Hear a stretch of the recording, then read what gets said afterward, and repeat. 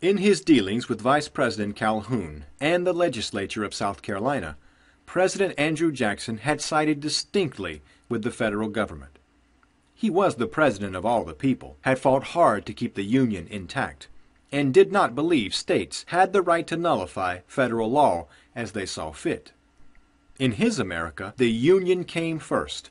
States' rights had to take a back seat. That is, until he found an issue on which he agreed with the states. And on those rare occasions, no state had a better friend than Andrew Jackson. During his years in the White House, there happened to be one issue of particular importance to Jackson and the states, allowing for close cooperation in its resolution. That issue? The removal of indigenous Americans, Indians as they were called, from their ancestral lands and displacing them westward onto reservations. There, they would be out of the white man's hair, out of his affairs, out of his business.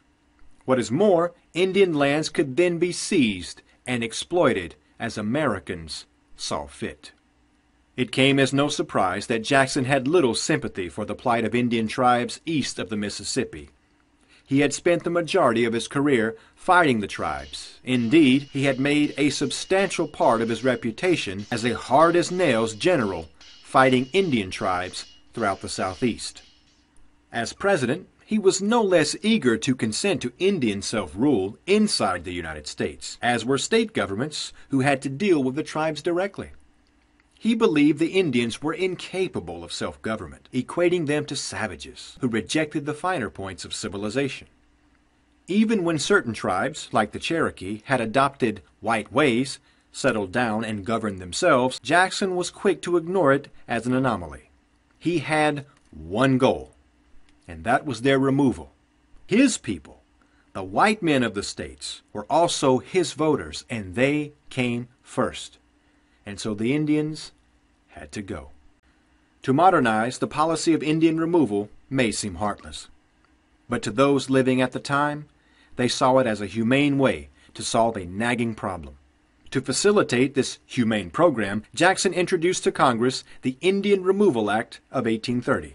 The act promised that the federal government of the United States would pay a fair price to the tribes for their lands, and the government would also be responsible for paying any costs associated with tribal relocation.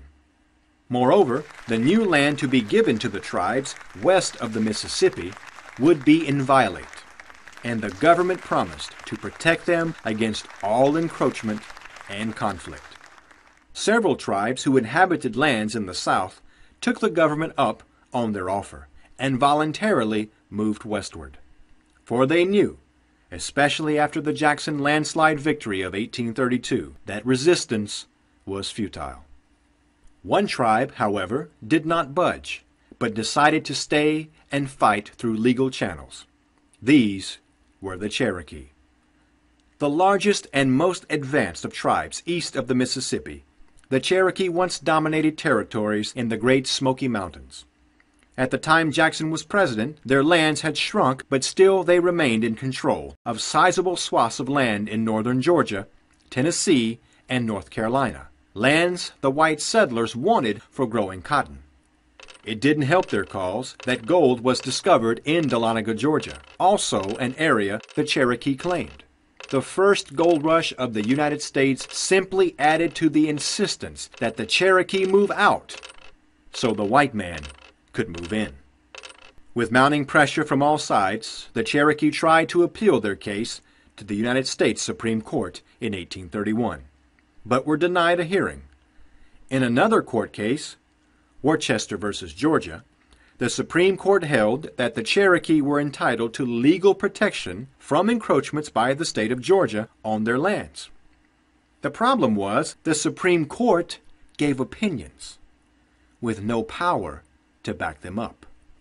When it came time to enforce the ruling, Georgia and President Jackson simply ignored it and continued preparations for the removal of the Cherokee. With the support of the president, Georgia moved forward and held a lottery for the sale of Cherokee land, even though the Cherokee still lived on the land. Those who bought the lands pressured further for the state or the federal government to quicken Cherokee removal by force, if necessary. A small group of Cherokee within the tribe saw a fight with the United States as a lose-lose situation. Nothing, they believed, would stop their removal. Jackson's administration reached out to this malleable lot and brokered the Treaty of New Echota. The treaty, signed in 1835, caused a rift in the tribe. Many felt betrayed by the treaty and urged the Senate not to ratify it.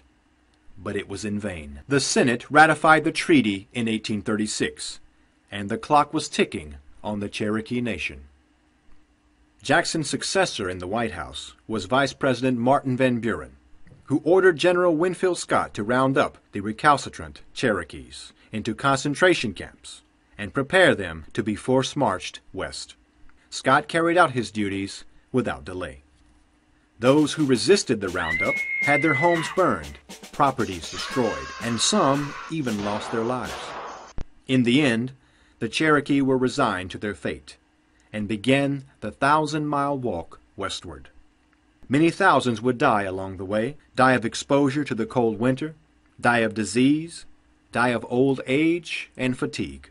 But the Cherokee marched on. They had no choice. It caused some soldiers involved in the event even to question their own humanity. One soldier, looking back at his role in the Cherokee removal, compared it to other atrocities and violence he had witnessed during the Civil War a few decades later. He said, "I fought through the war between the states, and I have seen many men shot, but the Cherokee removal was the cruelest work I ever knew." But those were his orders, and they were carried out.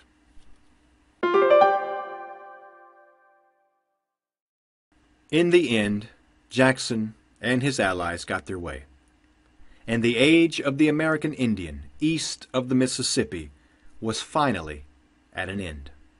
This forced removal and march under the prodding of the U.S. military came to be known as the Trail of Tears, and has gone down in our history as a dark chapter in America's relationship with our indigenous peoples.